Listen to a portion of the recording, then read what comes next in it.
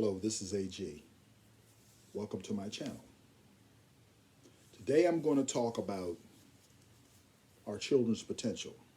Our children are geniuses, and yet we waste it. Let's rock it. So, children and most adults learn their behaviors between the ages of 0 years and 7. So basically, all of your beliefs and all of your programmed behaviors are basically formed between the ages of 0 and 7. So what does this mean? This means that as parents or as adults, teachers, grandparents, we must be very careful as to how we handle our children's psyche between the ages of 0 and 7. What seeds are you planting in your children's mind? What people are you taking them around? What television programs are you allowing them to watch? What video games are you allowing them to watch?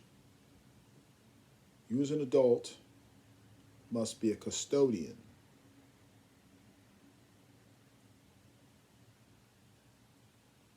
of what they experience.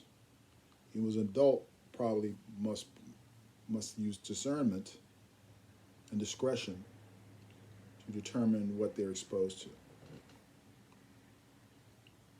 and expose them to something that's going to help them. Now, I'm not just talking about external forces. I'm talking about what you say to them. How do you react? Do you act with anger? Do you act with frustration? Do you say things that are out of character to them? Do you talk badly about them? Okay. All of these things will leave an indelible mark on the subconscious mind, and it'll be a tape that they will play and will affect them the rest of their life. This is a pretty heavy responsibility. Nichiren Daishonin Buddhism, which I practice, they said the three most responsible people in society are the sovereign, the teacher, and the parent. Because these people can leave indelible marks on people's lives forever and can destroy society.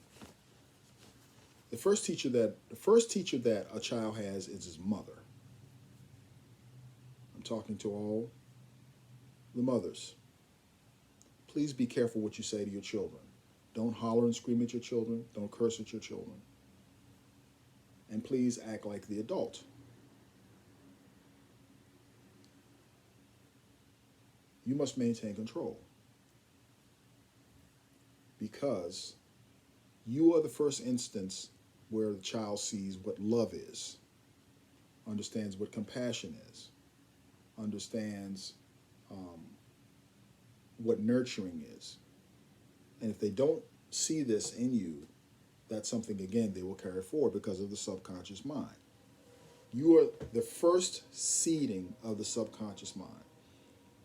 Fathers, be very careful what you do with your children also. Do not mistreat them. Do not abuse them. Do not beat them. Okay? There are other ways to have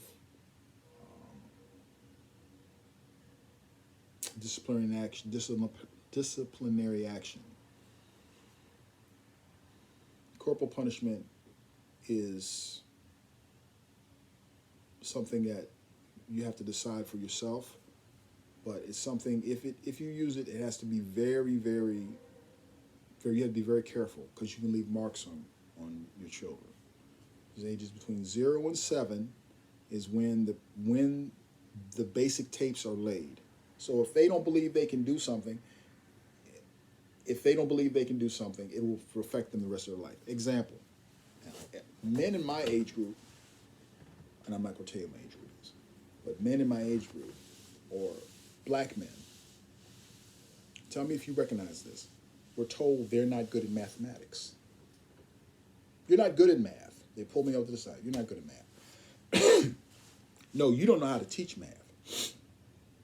When I went to school and I studied business math, and they start putting dollar signs in front of those same equations, my head lit up. Why? Because it made sense to me. Oh, okay, this is something I can use. And all of a sudden I started adding up stuff in the grocery store line when I was in school because I had to. That told me that they, you know. And there's a book called The Conspiracy to Destroy Black Boys. Very deep book. We're going to talk about that later, but that's another book. There are other books on education, but basically you have to be responsible for your child's education. You have to be, you know, have them do book reports. My head was always in a book when I was a kid, you know, that type of thing. Expose them to music. They exposed me to Duke Ellington. I saw Duke Ellington when I was like 3, 4, 5, or 6. You stand up there and Tales and whatever. Amazing. Blew me away. You know, I suggest having the child listen to the child some classical music while they're in the womb, some jazz while they're in the womb. Read to them while they're in the womb. Read, you know, some literature, some poetry, that type of stuff. You want to try to seed your child's mind with greatness. Because if you seed it with greatness, it will produce greatness. The subconscious mind will produce whatever you put in it. And the child's subconscious mind, between the age of 0 and 7, that's when the gate is open. That's when you have the most influence on the subconscious mind. Now, the second time is before you go to sleep. But the first time, if you can get it right, the first time is between the ages of 0 and 7. Teach Your Baby Math by Glenn Dolman. Teach Your Baby to Read by Glenn Dolman. Pick those up. We'll talk about those later also. Excellent books. So this is not going to be a long video, but what I'm trying to say is that, you know, be responsible for your child's, you know, your child's, what is placed before your child. Who are your teachers? What do your teachers think like? What is their philosophy of life? What is their energy? Are they negative? You know, people are more concerned about what goes on in the school board and this and that than they are in the way the teacher thinks. Because you could get the right teacher and that child will take off like a rocket. You get the wrong one, he'll crash and burn like a meteor. Very important. Who's around your child? Who is teaching your child? What is in the books that they're teaching your child? Some of the books they have in these schools are horrible. I have a friend, and she grew up around where Freddie Gray grew up. She said, the school system, they let people out. They don't care. And so the books are older, 3 times older than her. The books are, you know, from the 50s or something. So what is your child reading? The television programs, what is your child looking at? The video games, what is the video game saying? And the music, very important. Music will program you. What is the music saying to your children? You know, you may have objections to the sexual content. You may not have objections to sexual content.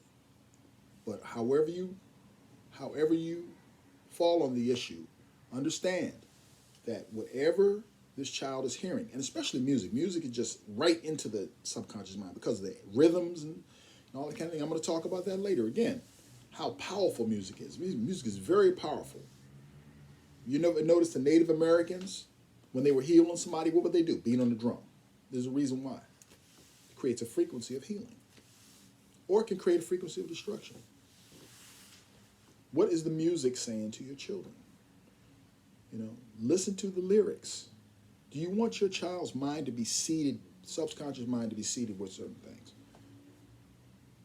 Be aware of it and be responsible for it, because you have a genius sitting in your lap. You have the little baby sitting in your lap is a genius. That baby could change the world. Saying one man can't change the world, don't believe it. It can change a lot of people's worlds, can help a lot of people and move us forward. So that's all I have to say on the matter. I'll probably say more on later. I had to say this, and this is sort of like a addendum to the last video I did. Very important. Very important. Children are amazing. And they're very powerful. You have a lot of responsibility in your hands when you have access and work with children and you have had your own children, as a teacher and as a parent. And so, with that being said, don't slay your dragons, ride them.